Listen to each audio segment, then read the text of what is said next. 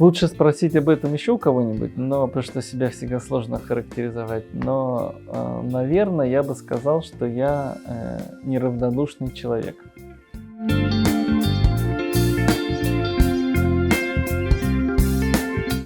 Я, наверное, начну с провала.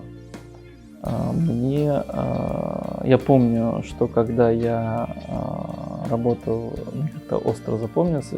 Провалы у меня всегда связаны с тем, как я лично подводил команду. Вот я помню, мы в МГУ работали, подавали заявки на гранты, а я отвечал за оформление заявки и допустил глупую ошибку. Там в нескольких местах сумма заявки должна была указана, а в одной из них я там на 0 ошибся. Ну и большая работа, группа, она была выкинута в мусорку, поскольку это формальная ошибка. Вот я очень помню разочарование и такой, стыд за то, что я своими действиями подвел. Ну и в других сферах это тоже было. Я в спорте играл в команде баскетбольной, мне всегда... Я не очень хорошо играл, не блистал. Это всегда было очень так неприятно, когда оказывалось, что я не соответствовал не соответствовал тому, на что рассчитывают мои товарищи. Вот. А из успехов даже, честно говоря, в последнее время понятно, что это профессиональные успехи, которыми я горжусь. Вот,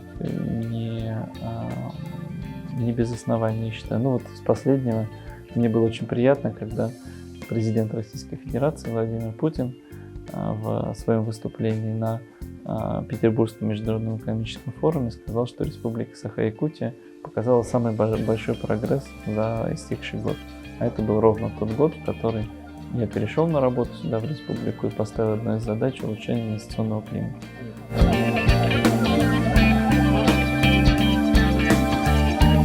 Да, я в этом уверен. И для выбора профессии, и для выбора профессии, потому что это объективная возможность сравнить себя с лучшими и понять, где же ты можешь быть на равных с лучшим. Я считаю, что это очень важно это развивать. Ничем особо не отличается. В моем понимании это синоним. Но и патриотизм, и любовь к родине — это очень важная ценность, заключающаяся в том, чтобы стремиться изменить к лучшему жизнь того места, которое ты считаешь родным. Причем это не обязательно то место, где ты родился. Родина, она может быть, это не тот дом, где ты появился на свет. Это то место, которое для тебя родное. Вот. Но это не только громкие речи и гордость за историю. Это и боль за те проблемы, которые есть в том месте, где ты живешь, в твоем родном месте. Это боль и желание исправить те недостатки, которые есть. Для меня вот это патриотизм и любовь к родине. А разницы между ними, я считаю, что нет. То же самое. Мне больше всего нравится фраза «делай, что должно, и будь, что будет». Кстати, я считаю это одним из девизов русской интеллигенции.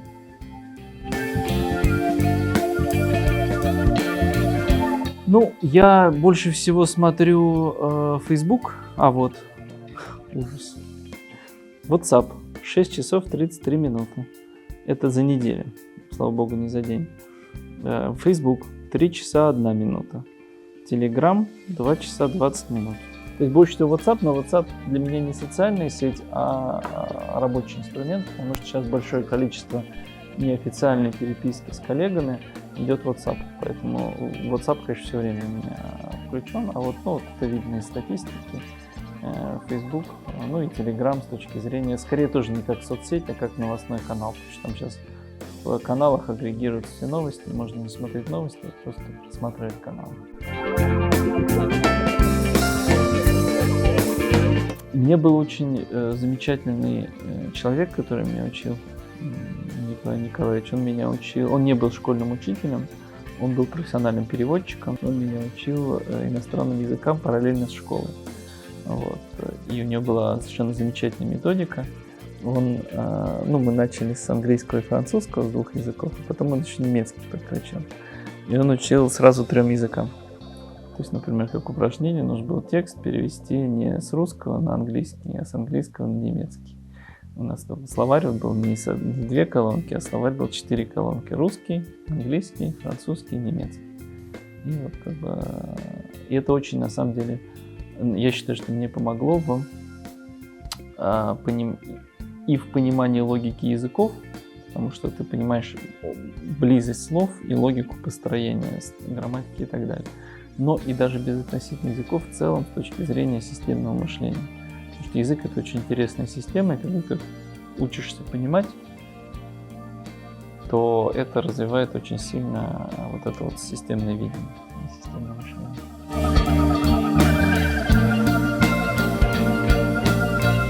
У меня несколько есть книг любимых. Вообще в детстве я очень любил «Трех мушкетеров». И тогда это у меня действительно была любимая книга, я прочитал, наверное, раз 15. Да, у меня такая есть особенность, я почему-то любил перечитывать книги очень. «Три мушкетера», наверное, та книга, которую я больше всего раз читал. Но сейчас я, конечно, не назову ее своей любимой. Мне очень нравится книга, которая немного не пользуется большой популярностью, Германа Гесса «Игра в бисер». Она в свое время на меня большое впечатление произвела, и она, мне кажется, очень интересной, даже увлекательной. Многие сочтут ее скучной, но мне она очень нравилась. На меня в свое время очень большое впечатление произвел роман Виктора Гюго «Отверженный». Я еще в школе учился, и я его прочитал сначала по-русски, а потом по-французски, полностью в оригинале. И это такое большое произведение, которое... И, конечно, вообще чтение книг в оригинале, оно совсем по-другому воспринимается. Третье. На меня книга ситуативна, то есть я не могу сказать, что любимая. Я помню, очень глубокое впечатление на меня произвел «Тихий дон» Шолохова. Не помню, что я его читал. Я учился, как вы, в 10 классе. В начале 11-го, перешел в 11 класс. Я болел, у меня было воспаление легких. Я сидел дома, и за свою болезнь я прочитал «Тихий дон». Я помню, что я погрузился настолько глубоко в мир героев, что как бы сжился с ними.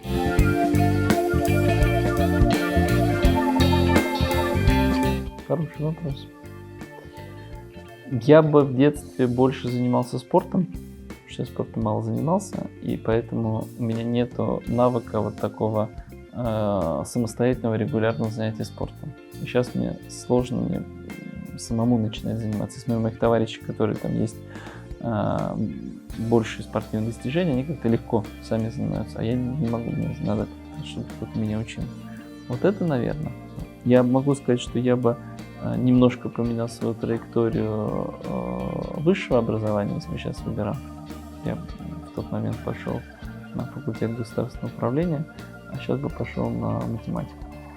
Я бы учился математике, и базовые фундаментальные навыки математики, программирования мне бы сейчас очень помогли.